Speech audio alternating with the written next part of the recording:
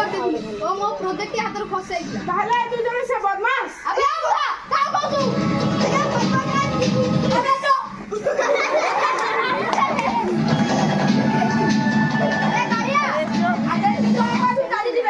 ଆରେ ବାପ ପୁଅ 2 ଜଣ ଏଠୁ ଚାଲିଯା। ଆମ ଲୋକ ବଡ ଖତରନାକ ଲୋକ ଏଠି ଗୋଟା କାଟି ଚିଲ ସାଙ୍ଗୁଡା ଖୁଆଇଦେବେ। ବାପା ଚାଲିଲା ଏମାନଙ୍କ ସାଙ୍ଗେ ମିଶି କାଣ ସମାନ। ଏ ବାଲା ରହିଯା ଏମାନଙ୍କ କଥା ବଡ ବୁଝିଲା। ଆବେ ଦେଖିଲ ବାପ କାଟ ଲାଗିଲା। ଆଜ୍ଞା ସେ ବାପା ପୁଅ 2 ଜଣ ଆଗରୁ ଚାଲି ଆସିଲେ। ଚାଲ ବାବା ଚାଲେ କାଳେ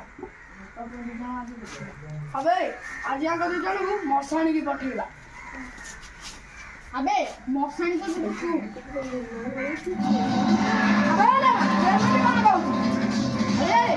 ସେଇ ମତେ 10 କୋଟି ଟଙ୍କା ଦେଇଥିଲା